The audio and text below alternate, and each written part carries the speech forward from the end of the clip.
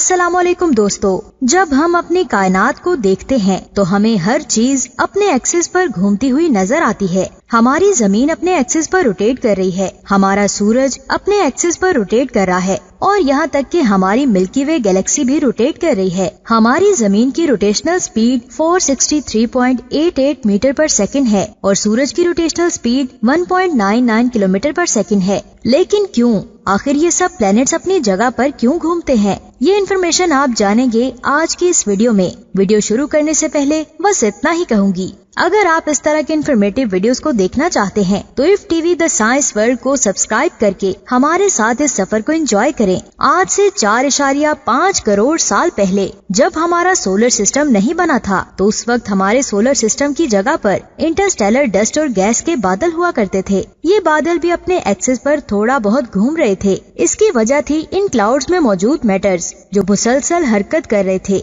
इन बादलों में रोटेशन इस वजह से हो रही थी क्योंकि ये मैटर्स ग्रेविटेशनल एनर्जी जनरेट कर रहे थे। दूसरी वजह ये हो सकती है कि ये क्लाउड्स भी हमारी मिल्की वे गैलेक्सी के सेंटर में मौजूद ब्लैक होल के गिर्द चारों तरफ घूम रहा था। इस दूसरे पॉइंट को समझने के लिए आपको थोड़ा इंतजार करना होगा और वीडियो को एंड तक देखना होगा। इंटरस्टेलर डस्ट और गैस के बादलों की रोटेशन को एंगुलर मोमेंटम से डिस्क्राइब किया जा सकता है। एंगुलर मोमेंटम किसी भी रोटेटिंग बॉडी की वो प्रॉपर्टी होती है जिसे हम मोमेंट ऑफ इनर्शिया को एंगुलर वेलोसिटी से मल्टीप्लाई करके फाइंड करते हैं। यहाँ पर दो टर्म्स मिलती हैं, एंगुलर वेलोसिटी और मोमेंट ऑफ इनर्शिया। चलें अब इन दोनों के बारे में भी जान लेते हैं। आप लोग मान लीजिए कि मैंने इन गैस क्लाउड्स में से एक ऑब्जेक्ट लिया है। ये ऑब्जेक्ट अपने सेंटर के इर्द गिर्द घूम रहा है। इस ऑब्जेक्ट के घूमने की एक स्पीड है। एक रोटेटिंग बॉडी की इसी स्पीड को हम एंगुलर वेलोसिटी कहते हैं। लीनियर मोशन में आपने इनर्शिया के बारे में जरूर पढ़ा होगा। ये किसी भी बॉडी की वो टेंडेंसी होती है जो अपनी पोजीशन को मेंटेन रखना चाहती है।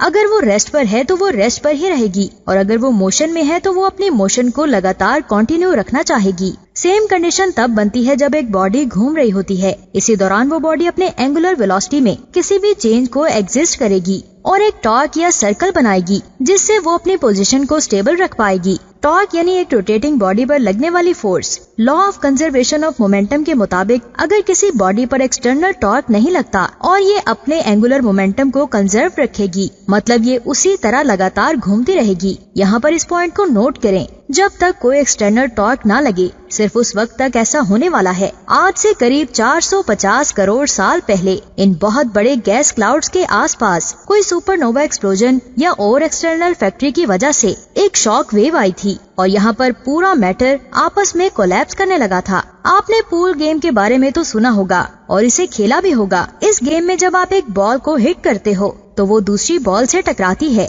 जिसकी वजह से यहाँ पर दो कंडीशंस बनती हैं। पहली कंडीशन में सेकंड नंबर वाली बॉल सीधी होल की तरफ जाती है और दूसरी कंडीशन में दोनों ही बॉल्स रोटेट करने लगती हैं। ऐसा तब होता है जब पहली बॉल दूसरी बॉल के सेंटर से नहीं टकराती। अगर हम उस शॉक वेव को फर्स्ट बॉल और इंटरस्टेलर क्लाउड को सेकंड बॉल माने तो यहाँ पर वो सेकंड वाली कंडीशन हुई थी जिसकी वजह से इंटरस्टेलर क्लाउड्स तेजी से रोटेट करने लगे थे। ये रोटेशन एंटी क्लॉकवाइज था जिसकी वजह से इंटरस्टेलर क्लाउड्स छोटे छोटे टुकड़ों में तकसीम हो गए और इसकी वजह से एंगुलर मोमेंटम भी छोटे छोटे टुकड़ों में तकसीम हो गया। वक्त के साथ साथ इस रोटेशन ने स्पीड पकड़ी और मैटर सेंटर में जमा होने लगा और इस तरह हमारा सूरज वजूद में आया। हमारे सूरज की चारों तरफ एक्लिसेंट डिस्क बन गई। यहाँ पर वो इंटरस्टेलर डस्ट और गैसेस का बचा खुचा मैटर मौजूद था। इस बचे खुचे मैटर से यहाँ पर प्लैनेट्स और दूसरे ऑब्जेक्ट्स बन गए। अब क्योंकि एंगुलर मोमेंटम सभी ऑब्जेक्ट्स में तकसीम हो चुका था तो इन सभी ऑब्जेक्ट्स के पास अपना अपना एंगुलर मोमेंटम मौजूद है। क्योंकि अब इन सभी एंगुलर मोमेंटम्स को फैक्ट करने के लिए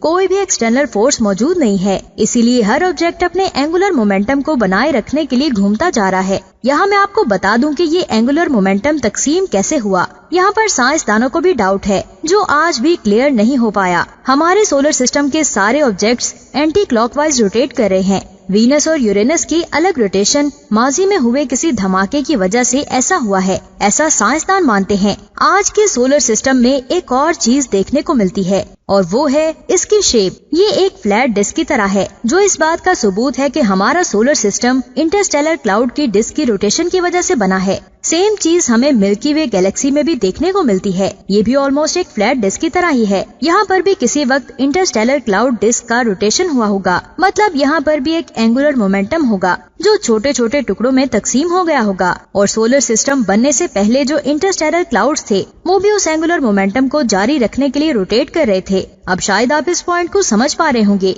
जो कि मैंने स्टार्ट में छोड़ दिया था कि हमारे सोलर सिस्टम का इंटरस्टेलर क्लाउड पास्ट में क्यों रोटेट कर रहा था। तो इस तरह हम ये कह सकते हैं कि इस यूनिवर्स में मौजूद एक ऑब्जेक्ट सिर्फ इसलिए रोटेट कर रहा है क्योंकि वो अपने एंगुलर मोमेंटम को जारी रखना चाहती है और अपनी रोटेशन में होने वाली चेंजिंग को रेजिस्ट करता है। ऐसा माना जाता है कि बिग बैंग के बाद जब इंटरस्टेलर क्लाउड्स यूनिवर्स में डिस्ट्रीब्यूट हुए थे तो इनकी डेंसिटी सेम नहीं थी। कुछ क्लाउड ज्यादा डेंस थे और कुछ बहुत ही कम डेंस थे। इस डिफरेंस की वजह से ये सिस्टम बना और आज सभी ऑब्जेक्ट्स रोटेट कर रहे हैं। अब आपको रोटेशन वाली बात थोड़ी समझ में आ रही होगी। हम में से ज्यादातर लोगों को ये कंफ्यूजन रहती है कि अगर हमारी जमीन अपने एक्सिस पर रोटेट हो रही है और वो भी 468.88 मीटर्स पर सेकंड की फास्ट स्पीड से, तो दोस्तों हमें ये रोटेशन महसूस क्यों नहीं होती? तो मैं आपको बता दूं, ये हमारी फेम और रेफरेंस पर डिपेंड करता है। मतलब हम एक मूविंग या रोटेटिंग ऑब्जेक्ट को कहां पर खड़े होकर देख रहे हैं, इसको हम एक कार के एग्जाम्पल से आसानी से समझ सकते हैं।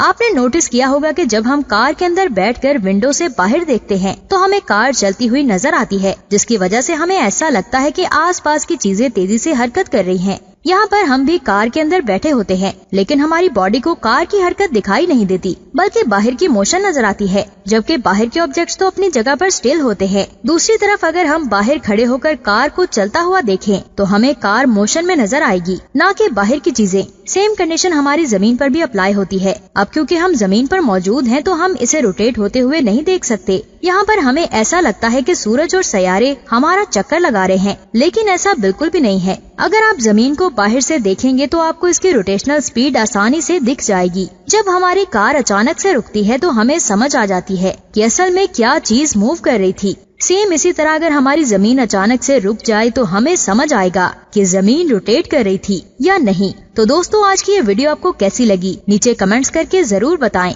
और अगर आप चाहते हैं कि आपको इस तरह की इन्फॉर्मेशन की अपडेट्स मिलती रहें तो हमारे चैनल को सब्सक्राइब करके बेल आइकन को प्रेस कर दें ताकि लेटेस्ट अपडेट्स आप तक पहुंचती रहें। अपना बहुत सारा ख्याल रखिएगा। खुदा हाफिज।